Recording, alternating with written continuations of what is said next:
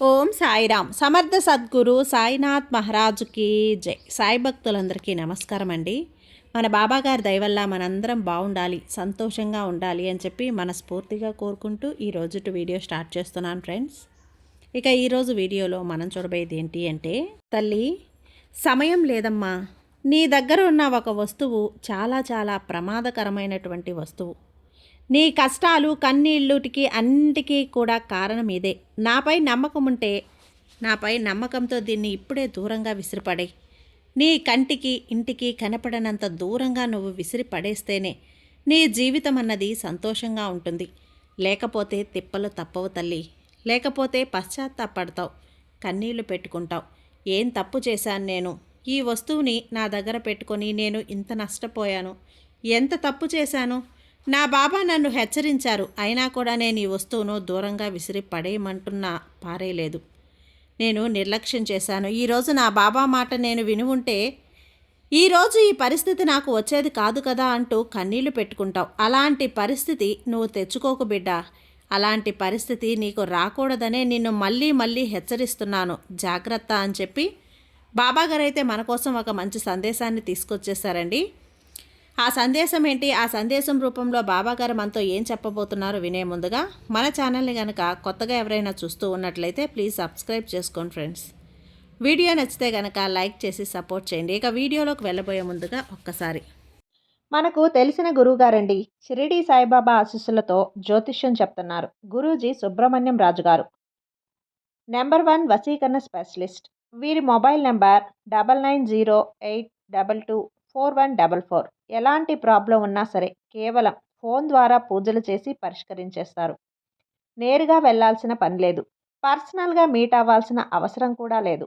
ఉన్న చోటనే కదలకుండా, మూడో కంటికి తెలియకుండా మీ మొండి సమస్యలను సైతం మీరు పరిష్కరించుకోవచ్చు. ప్రేమ, పెళ్లి, ఉద్యోగం, రాజకీయం, విదేశీ ప్రయాణం, ధనం నిలకడగా లేకపోవటం, భార్యాభర్తల మధ్య గొడవలు, ఆస్తి తగాదాలు, అప్పుల బాధలు, స్త్రీలు పురుషులు ఎటువంటి గుప్త సమస్యలున్నా సరే నెంబర్ 1 వశీకరణ స్పెషలిస్ట్. మీ మీద, మీ ఇంటి మీద చెడు ప్రయోగం జరిగినా, చేసి ఉన్నా కూడా నరదృష్టి, నరగోష్ట, సంతాన సమస్యలు, భార్యాభర్తల మధ్య, లవర్స్ మధ్య అనుమానాలున్నా, అపార్థాలున్నా, థర్డ్ పర్సన్ ఉన్నా సరే, అత్తాకోడళ్ళ మధ్య సఖ్యత లేకపోయినా ప్రతి ఒక్క ప్రాబ్లంకి చక్కటి సొల్యూషన్ ఇస్తున్నారండి. మీ వివరాలన్నీ కూడా సేఫ్ అండ్ సెక్యూర్గా ఉంచుతారు. మీకే కాదు, దేశ విదేశాల్లో ఉన్నవారు ఎలాంటి ప్రాబ్లమ్స్నైనా సరే పరిష్కరించుకుంటున్నారు. ఎంతోమంది విదేశాల్లో ఉన్నటువంటి వారు, దిక్కుతోచని పరిస్థితుల్లో అయోమయ స్థితిలో ఉన్నవారు ఇప్పుడు గురువుగారికి కాల్ చేసి వాళ్ళ ప్రాబ్లమ్స్ని సాల్వ్ చేసుకొని ఈరోజు హ్యాపీగా లైఫ్ లీడ్ చేస్తూ చాలా సంతోషంగా ఉన్నారు. కాబట్టే స్క్రీన్ మీద ఉన్నటువంటి నెంబర్కి ఒకసారి కాల్ చేయండి. మీ ప్రాబ్లంని గురువుగారితో పంచుకోండి. ఖచ్చితంగా గురువుగారు మీ ప్రాబ్లంకి సొల్యూషన్ చూపిస్తారు. ఇక వీడియోలోకి వచ్చేస్తే, తల్లి ఏ వస్తువు గురించి నేను చెప్తున్నాను, ఏ వస్తువుని దూరంగా పడేయమంటున్నాను అంటే, ఆ వస్తువు నీకు అంతగా ఏం హాని కలిగిస్తుంది, అంతగా ఏం నష్టపరుస్తుందో తెలియాలి అంటే ఒక 2 నిమిషాలు ఈ సాయి చెప్పే మాటను విన్నావు అంటే ఖచ్చితంగా నీకు అర్థమవుతుంది. నీ పరిస్థితి ఏంటో, నువ్వు ఎలాంటి పరిస్థితుల్లో ఉన్నావో నీకు అర్థమవుతుంది తల్లి. నీకు నేను మాట ఇస్తున్నాను, ఈ వీడియో చూడటం పూర్తయ్యేలోపు ఖచ్చితంగా నీ జీవితం అన్నది మారుతుంది. నీ ఆలోచనలు అన్నవి మారుతాయి. నీ తలరాత అన్నది నీ చేతుల్లో నువ్వే మార్చుకుంటావు తల్లి. ఆ నమ్మకం నాకుందమ్మా.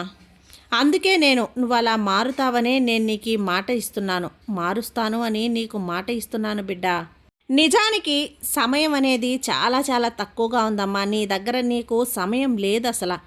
ఎప్పుడూ అంటూనే ఉంటావు కదా, ఎప్పుడూ అడుగుతూనే ఉంటావు కదా, ఎందుకు బాబా నన్ను వదిలేశావు, ఎందుకు నన్ను పట్టించుకోవటం లేదు అని.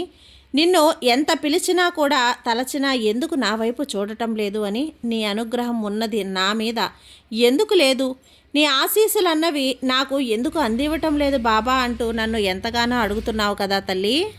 బిడా, నీ వైపు కూడా తప్పుందమ్మా. నిజానికి ఆ తప్పుని, ఆ పొరపాటును చేసి ఒక్కొక్కసారి నా మనసుకు చాలా బాధ కలుగుతూ ఉంటుంది. నా బిడ్డ ఇలా ఎందుకు చేస్తుంది, ఇలా ఎందుకు ప్రవర్తిస్తుంది అంటూ ఒక్కొక్కసారి నా మనసు చివుకుమంటుంది. నీకు ఎన్నో సందేశాలు అందజేశాను, ఎన్నో సంకేతాలు కూడా అందజేశాను. నీలో ఉన్న ఆ తప్పుని, పొరపాటుని నువ్వు మార్చుకుంటావేమో అని. అది ఇప్పటికీ కూడా నువ్వు మార్చుకునే ప్రయత్నం కూడా చేయటం లేదు తల్లి. దానివల్ల నా మనసు చాలా బాధపడింది. అందుకే అలా చూస్తూ మౌనంగా ఉన్నా. ఎప్పుడో ఒకరోజు నీలో మార్పు అనేది రాకపోతుందా అని నా వంతు నేను ప్రయత్నం చేస్తూనే ఉన్నాను. నువ్వు తెలుసుకోవటం లేదు. నా వల్ల కావటం లేదు తల్లి. ఎందుకంటే జీవితంలో చాలా నష్టపోతున్నావు దానివల్ల. ఈ వస్తువు నీ దగ్గర పెట్టడం వల్ల, ఈ వస్తువు నీ దగ్గర ఉంచుకోవటం వల్ల నువ్వు చాలా చాలా తప్పు చేస్తున్నావు. ఈ వస్తువు వల్ల ఎంత నష్టపోతున్నావు అంటే నీ జీవితాన్ని నువ్వు కోల్పోతున్నావు. అది నీకు అర్థం కావటం లేదు తల్లి. అందుకే నీకు తెలియచెప్పాలనే నేనే స్వయంగా ఈరోజు వచ్చాను. బిడ్డ, నీకు ఇదంతా అర్థం అవ్వాలి అంటే ఒక చిన్న కథ చెప్తాను విను. ఎందుకంటే ఇది నీ జీవితానికి నువ్వు చేస్తున్న తప్పు, నువ్వు చేస్తున్న పొరపాటు, నీ జీవితంలో జరుగుతున్నది కూడా ఇదే. నీ సమస్యకి పరిష్కారం అనేది నేను ఇక్కడ చూపిస్తాను. ఒక 2 నిమిషాలు విను తల్లి అంటూ బాబాగారు ఒక చిన్న కథ చెప్పడం అయితే మొదలుపెట్టారండి. చాన్నాళ్ళ క్రితం ఒక రాజు ఉండేవాడు. అతను తన కుటుంబాన్ని అలాగే తన రాజ్యాన్ని ఎంతో చక్కగా చూసుకునేవాడు. కానీ కొన్నాళ్ళకి అతని రాజ్యంలో ఉన్న మనుషుల మీద అనుమానం వచ్చింది. అతని దగ్గర 3 మంత్రులు ఉండేవారు. అందులో ఒకతను జనాల దగ్గర పన్నులు వసూలు చేయటంలో, అందులో ఒకతను జనాల దగ్గర అలా చేస్తూ ఉండటం వల్ల సక్రమంగా చేయటం లేదని, మోసం చేస్తున్నాడని అనుమానం అతనికి అనిపించింది. కానీ ఆ రాజుకి ఆ 3 కూడా వారెవరో కనిపెట్టడం అనేది అసాధ్యమైపోయింది. తెలుసుకోవటం కష్టమైపోయింది. అందుకని రాజు 3 మంత్రుల్ని పిలిచి ఆయన పుట్టినరోజు వస్తుంది అని చెప్పి ఒక్కొక్కరికి ఒక్కొక్క బ్యాగు నిండా వేరువేరు ప్రాంతాల్లో దట్టమైన అడవులకి పంపించాడు. ఆ దట్టమైన అడవులకు వెళ్ళి అక్కడక్కడ మంచి పళ్ళున్న చెట్లను చూసి అందులో మంచిగా ఉన్న పళ్ళను కోసి వేరే ఆ బ్యాగులో నింపుకొని సాయంత్రానికి ఇంటికి రమ్మని పంపిస్తాడు. 3 మంత్రులు కూడా అడవిలోకి వెళ్తారు.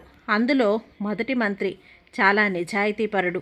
రాజు కోసం మంచి పనులన్నీ కూడా చేసేవాడు, మంచిగా ఆలోచించేవాడు, మంచి కోరేవాడు. రాజును ఎప్పుడూ కూడా అలాంటి మంత్రి ఏం చేస్తాడు అంటే చాలా ఫ్రెష్గా, చాలా తాజాగా, చాలా పళ్ళను వెతికి ఫ్రెష్గా ఉన్న తాజా పళ్ళను కోసి ఆ బ్యాగు మొత్తం కూడా నింపుకుంటూ వచ్చాడు. ఇక రెండవ మంత్రి కొంచెం స్మార్ట్గా, తెలివిగా ఆలోచించి రాజుగారికి ఇవన్నీ చూసే సమయం ఎక్కడ ఉంటుంది? అంత కష్టపడి మంచి మంచి పళ్ళని ఏరుకోరి తీసుకొని వెళ్ళినా కూడా రాజుగారు ఈ బ్యాగు విప్పి చూస్తారా ఏంటి? అంత తీరిక రాజుగారికి ఎక్కడుంటుంది అని చెప్పి మంచిగా పాడైనవా అని చూడకుండా అక్కడ చెట్టు కింద పడి ఉన్న పళ్ళతోటి తన బ్యాగును మొత్తం కూడా నింపేస్తాడు. ఇక 3వ మంత్రి నిజాయితీ లేని, సోమరితనం కలిగినటువంటి మంత్రి. అతను కేవలం రాజు బ్యాగులు మాత్రమే చూస్తాడు. అవి నిండుగా ఉన్నాయా, ఖాళీగా ఉన్నాయా అని, అంతేకాని అందులో ఏముందో అని చెప్పి విప్పు చూసే అవకాశం అయితే లేదని అక్కడ కింద పడి ఉన్న ఎండుగడ్డి, రాళ్ళు, రప్పలతో నింపేస్తాడు. ఇక ఈ 3 కూడా సాయంత్రానికి రాజభవనానికి చేరుకుంటారు. ఇక రాజుగారు ఆ బ్యాగులను విప్పి ప్రయత్నం చూసే ప్రయత్నం కూడా చూడలేదు. అందులో ఏముంది అని కూడా చూడలేదు. ఒకే మాట చెప్తాడు. భటుల్ని పిలిపించి ఈ 3 కూడా వీళ్ళు తీసుకొచ్చిన ఈ పళ్ళ సంచులలో వేరే జైల్లో పెట్టి 3 కూడా విడివిడిగా ఒక్కొక్క జైల్లో ఒక్కొక్కరిని పెట్టమని చెప్పి ఆదేశిస్తాడు. ఇక వీళ్ళకి అన్నం, నీళ్లు కూడా ఇవ్వకూడదు. వీళ్ళు తీసుకొచ్చిన పళ్ళే వీళ్లకు ఆహారం. ఇవి తిని బ్రతకాలి అంటూ ఆజ్ఞ జారీ చేశాడు. ఇక రాజభటులు 3 కూడా 3 జైల్లో పెడతారు. ఇక మొదటి మంత్రి అతను రాజు కోసం ఎంతో మంచి పళ్ళని, చక్కటి పళ్ళని ఏరి కోరి మరీ కోసుకొచ్చాడు. అతను ఆ పళ్ళని ఆ నెలంతా కూడా తింటూ హాయిగా బ్రతికేస్తాడు. ఇక రెండవ మంత్రి ఆ కుళ్ళిపోయిన, పాడైపోయిన పళ్ళు ఏరి సంచుకొచ్చాడు కదా, కాబట్టి వాటిని 2-3 రోజులు అవి ఆహారంగా తిన్నాడు. అవి తినటం వల్ల అతని ఆరోగ్యం చెడిపోయింది. ఇక ఎక్కువసేపు ఉండలేకపోయాడు, ఎక్కువ రోజులు ఉండలేకపోయాడు. ఇక 3వ మంత్రి తను అసలు కనీసం పళ్ళే తీసుకురాలేదు. అంతా ఎండుగడ్డి, రాళ్ళు, రప్పలతో బ్యాగు నింపుకొని తీసుకొచ్చాడు. ఇక ఆఖరికి అతని గతి ఏమయ్యింది? ఎండుగడ్డి, రాళ్ళు, రప్పలే. ఇంకా అవి తినలేదు కాబట్టి అక్కడ ఏడ్చాడు. ఆ మంత్రి అప్పుడు బాధపడ్డాడు. నేను చేసిన తప్పుకి ఈరోజు నేను పశ్చాత్తాపడుతున్నా. నిజానికి నాలో ఉన్న ఆ సోమరితనం, ఆ మోసం చేసే తత్వమే ఈరోజు నన్ను మోసం చేసింది. భగవంతుడు అనేవాడు నిజంగా ఉన్నాడు, కర్మ అన్నది నిజంగా ఉంది. అందుకే నేనేం చేయాలనుకున్నానో అదే కర్మ తిరిగి నా దగ్గరకు వచ్చింది. నేనేం ఇవ్వాలి అనుకున్నానో అదే నాకు తిరిగి వచ్చింది. ఈరోజు నిజంగా తప్పు చేశాను. నేను ఆ రోజు నా బద్ధకాన్ని కాస్త పక్కకు పెట్టి, నా తెలివితేటల్ని నేను మోసపూరితమైన బుద్ధిని కొంచెం పక్కకు పెట్టి మంచితనంతో ఆలోచించుంటే చక్కగా పళ్ళను తీసుకొని వచ్చుంటే ఈ నెలంతా కూడా నేను ఆ పళ్ళనే తినేవాడిని కదా అంటూ చాలా చాలా బాధపడిపోయి కుమిలిపోతాడు. ఇక తినడానికి తిండి లేదు, తాగడానికి నీళ్లు లేవు. సొమ్మసిల్లి పడిపోతాడు. నీరసించిపోతున్నాడు. ఒంట్లో శక్తి లేదు. ఇక ఎక్కువ రోజులు బ్రతకకుండా తను చనిపోతాడు. బిడ్డా, దీన్ని బట్టి నీకు ఏమర్థమైంది? నీ జీవితంలో నువ్వు కూడా ఇదే పని చేస్తున్నావు. సమయం అన్నది మనిషికి చాలా చాలా విలువైనది తల్లి, చాలా చాలా ముఖ్యమైనది. ఉన్నవాడికైనా లేనివాడికైనా ఒకే సమయం, రోజులో 24 గంటల సమయం అన్నది 2 రకాలుగా ఉంటుంది బిడ్డ. దాన్ని నువ్వు వృధాగా అనవసరంగా దాన్ని పాడు చేసుకుంటున్నావు. నీ సమయాన్ని నువ్వు ఉపయోగించుకో, పోగొట్టుకోకు. పనికిమాలిన పనులు, పనికిమాలిన మాటలు, పనికిమాలిన చేష్టలు చేస్తూ నీకు సంబంధం లేని వాటి కోసం తాపత్రయపడుతూ సోమరితనంతో ఏ పని చేయకుండా నీ సమయాన్ని నువ్వు వృధా చేసుకుంటున్నావు, పోగొట్టుకుంటున్నావు. ఇంకొక సమయం ఏంటి అంటే అది నీకు తెలియకుండానే వెళ్ళిపోతూనే ఉంటుంది. టైం అన్నది మనిషికి చాలా చాలా ముఖ్యం బిడ్డ. సమయం అన్నది చాలా ముఖ్యం. నువ్వు సరైన సమయంలో సరైన పద్ధతిలో నీకు ఏది కావాలి, నువ్వు ఏం చేస్తే నీ జీవితానికి ఉపయోగపడుతుంది, నువ్వేం చేస్తే నీ జీవితంలో ఎదుగుతావన్నది కాస్త నువ్వు ఆలోచించి ఆ సమయంలో ఆ పద్ధతిగా ఆ రకంగా నువ్వు ముందడుగు వేయాలి. అలా నీ ఆలోచనలు ఉండాలి. లేకపోతే ఏదో తిన్నామా, ఉన్నామా, పడుకున్నామా అంటే నీ జీవితం ఎప్పుడూ కూడా ఇలానే ఉంటుంది. నీలో ఉన్న ఈ సోమరితనాన్ని పక్కన పెట్టు. నువ్వు ఎప్పుడైతే ఈ సోమరితనాన్ని పక్కకు పెడతావో అప్పుడే నీ జీవితం బాగుంటుంది. అప్పుడే నిన్ను విజయం వెతుక్కుంటూ వస్తుంది. అది డబ్బైనా, ఆస్తి అయినా, సుఖమైనా, కష్టమైన, సంతోషాలైనా, నీ చుట్టూ జనాలైనా, ఎవరైనా కూడా నీ దగ్గరికి నిన్ను వెతుక్కుంటూ రావాలి అంటే నీ సమయ పాలన అన్నది చాలా ముఖ్యం. నీ సోమరితనాన్ని విడిచిపెట్టడం చాలా చాలా ముఖ్యం. ఎవరో తెచ్చిపెడుతున్నారు, నాకు 3 పూటలా కడుపు నిండుతుంది కదా అని నువ్వు సోమరితనంతో ఉంటే కనుక 3 పూటలా నాకు గడిచిపోతుంది, నా ఆకలి తీరుతోంది, ఇది చాలే అని నువ్వు బ్రతికేస్తే నువ్వు జీవితంలో ఎదిగేది ఎప్పుడూ కూడా, నీ సత్తాను చాటుకునేది ఎప్పుడు, నువ్వు ఉన్నతంగా ఎదిగేది ఎప్పుడు, నువ్వేంటో ఈ జనాలకి, ఈ సమాజానికి నిరూపించేది ఎప్పుడు? కాస్త నువ్వు సోమరితనంగా ఉంటే గనక ఏది కూడా నీ దగ్గరికి రాదమ్మా. ఆఖరికి ఈరోజు నువ్వు తినడానికి 4 మెతుకులు దొరుకుతున్నాయి, ఆ 4 మెతుకులు కూడా నీ దగ్గరికి రాకుండా పోయే సందర్భం ఒకటి వస్తుంది. తల్లి జాగ్రత్త. సమయం అన్నది చాలా చాలా ముఖ్యం. ఒక్కరోజు బాధపడతావు. నేను ఆ రోజు కనుక ఖచ్చితంగా మంచిగా నడుచుకుని ఉంటే, నా సోమరితనాన్ని పక్కన పెట్టి ఉంటే, నేను ఆ రోజు అలా చేసి ఉంటే, ఆ పని చేసి పెట్టి ఉంటే, ఆ పని చేసుంటే నా జీవితం ఈరోజు ఇలా ఉండేది కాదు కదా, ఇంకొకలా ఉండేది, నేను ఎంతో ఉన్నతంగా ఉండేవాడిని అంటూ ఒకరోజు నువ్వు పశ్చాత్తాపడాల్సి వస్తుంది. కాబట్టి ఇది చాలా చిన్న జీవితం బిడ్డ. ఇందులో నీ సమయం కూడా ఎక్కువ ఉండదు. రోజుకి 24 గంటలు మాత్రమే ఉంటాయి. అలా కూడా గడిచిపోతున్నాయి. మనిషికి తెలియకుండానే గడిచిపోతున్నాయి. ఆ ఉన్న కాస్త సమయంలో, రోజులో ఉన్న 24 గంటల్లో నువ్వేం చేయగలవు? ఎంత చేయగలవు? ఎన్ని విధాలుగా కష్టపడగలవు? ఎన్ని విధాలుగా ప్రయత్నించగలవు? నీ వంతు కష్టం అన్నది, నీ వంతు ప్రయత్నం అన్నది నువ్వు చెయ్యి. ఆ తర్వాత ప్రతిఫలం అన్నది భగవంతుడికి వదిలేసేయి. అప్పుడు నువ్వు మనస్ఫూర్తిగా, నీలో కల్మషం లేకుండా నువ్వు గనక కష్టపడ్డావు అంటే దానికి తగ్గట్టుగా దేవుడు నీకు ప్రతిఫలం ఇస్తాడు, భగవంతుడు నీకు ప్రతిఫలం ఇస్తాడు, ఈ సాయి నీకు ప్రతిఫలం ఇస్తాడు. ఈ సృష్టి అనేది నీకు సహకరిస్తుంది, ఈ సృష్టి నీకు సహకారం అందిస్తుంది. అంతేకాని నువ్వు అన్నీ వదిలేసి నేను ఏ పని చేయను, నాకు ఒళ్ళు బరువు, నాకు బద్ధకం, నా చేత కాదు, నాకు రాదు, నేను చెయ్యలేను అంటూ ఇలా చేతగాని వాడిలా, పిరికివాడిలా, పిరికిదానిలా నువ్వు బ్రతికేస్తూ పోతే నీ జీవితం ఎప్పుడు ఎక్కడ వేసిన గొంగలి అన్నట్లే ఉండిపోతుంది. అంతేకాదు, నువ్వు ఎక్కడ పని చేసినా, ఎవరితో మాట్లాడినా, ఏం చేసినా కూడా నిజాయితీతో ఉండటం నేర్చుకో, నమ్మకంతో ఉండటం నేర్చుకో.